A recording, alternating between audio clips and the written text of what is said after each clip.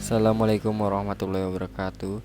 Saya Rifandi Rahman dari Teknik Informatika kelas IF18B Matkul Sistem Mikroprosesor. Di sini saya akan menjelaskan apa itu interfacing serial, paralel, and USB port. Interfacing serial. Interfacing adalah istilah yang digunakan untuk pengantaran atau antarmuka. Antarmuka yang dimaksudkan dapat berupa antara perangkat keras, hardware dalam komputer, atau dapat berupa proses pengirim data melalui saluran telekomunikasi yang digunakan oleh manusia seperti telepon atau komunikasi seluler lain, atau dapat juga diartikan terhadap tampilan sebuah aplikasi yang dapat dilihat oleh manusia. Pembahasan pada bagian ini adalah pembahasan untuk antarmuka perangkat komputer.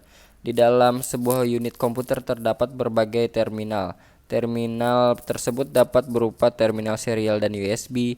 Sebelum ditemukannya USB, maka port yang paling banyak digunakan adalah serial dan paralel. Tetapi setelah penemuan USB, penggunaan port jenis ini semakin berkurang.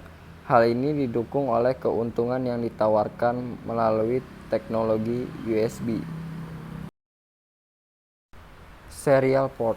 Serial port atau terminal seri adalah port yang menggunakan teknik interfacing secara seri.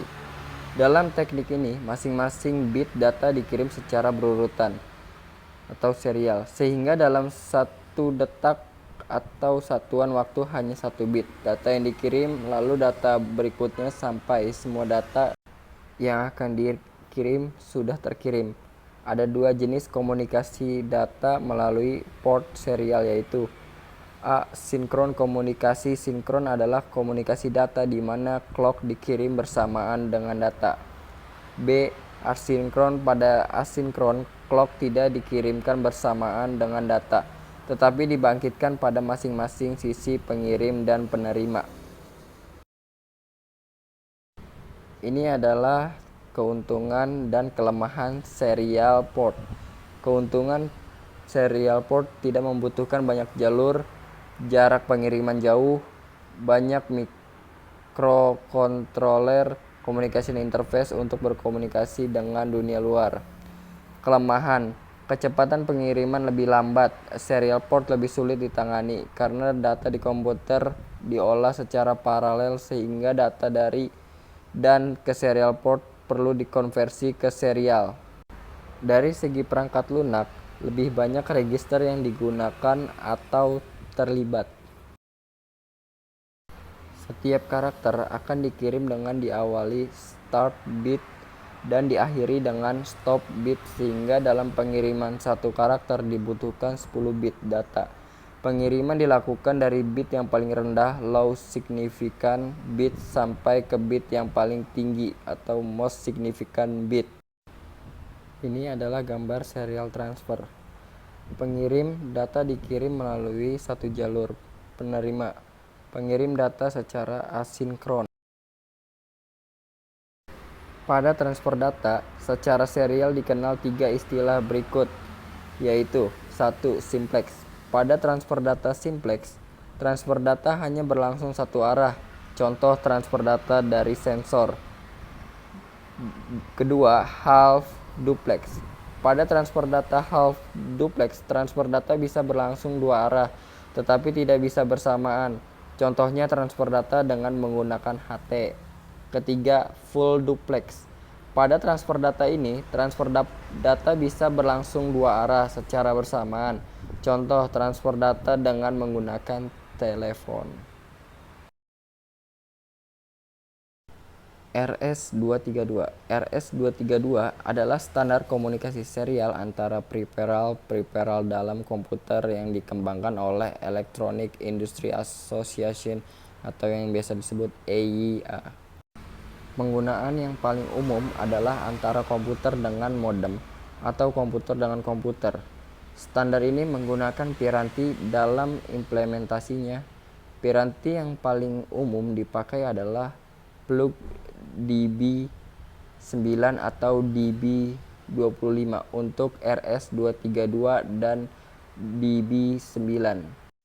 Biasanya dipakai untuk serial port komputer pribadi, dipakai untuk modem. Berikut ini adalah tampilan dari RS232, DB25, dan DB9. Berikut ini adalah konfigurasi pinout pada RS232 pada DB9. 1. Carrier detect atau CD. 2. Retrieve data atau RxD. 3. Transmit data atau TXD. 4. Data terminal ready atau DTR. 5. Signal ground atau SG. 6. Data set ready atau DSR. 7. Request to send atau RTS. 8. Clear to send atau CTS. 9. Ring indicator atau R1. Jika port RS232 DB9 digunakan untuk menghubungkan komputer dengan komputer, maka konfigurasinya adalah sebagai berikut. Nah, ini adalah gambar konfigurasinya. Jenis serial lain adalah RS449, RS422, dan RS423 yang pada dasarnya berhubungan dengan RS232. Baud rate. Baud rate adalah banyaknya bit yang dikirimkan melalui satu media dalam 1 detik. Baud rate dinyatakan dalam satuan bit per second atau bps.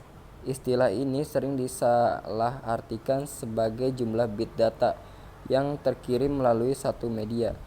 Padahal dalam perhitungan baud rate, bit start, parity bit, dan stop bit termasuk dalam hitungan. Misalkan baud rate bernilai 300 bps, artinya setiap detik dikirimkan bit sebanyak 300 buah. Berapa karakter yang terkirim jika datanya 8 bit dan tidak menggunakan parity bit? Dalam hal ini, dalam mengirim satu karakter, maka dibutuhkan 8 bit.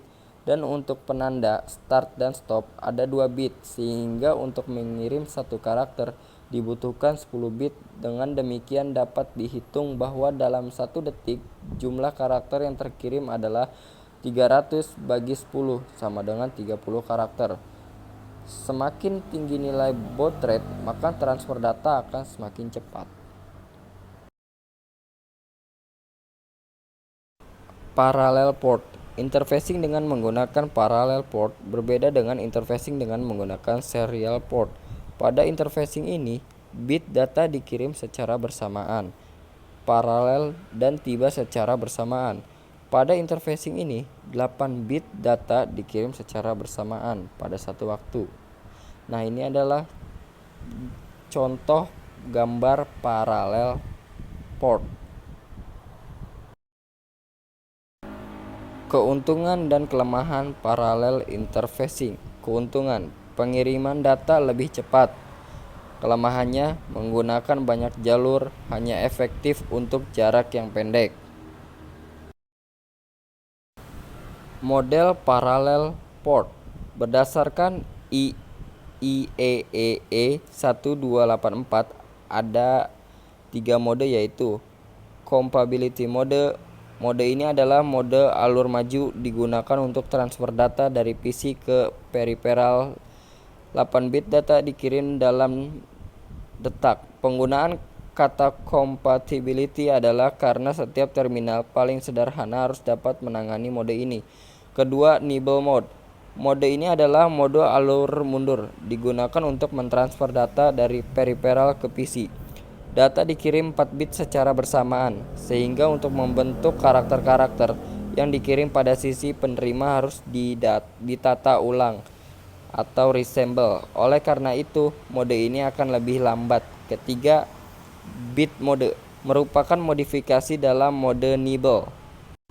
Pada mode ini, data telah dapat dikirim per bit dalam 1 detak.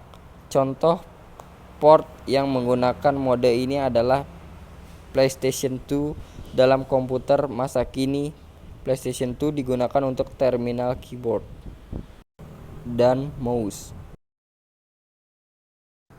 USB port.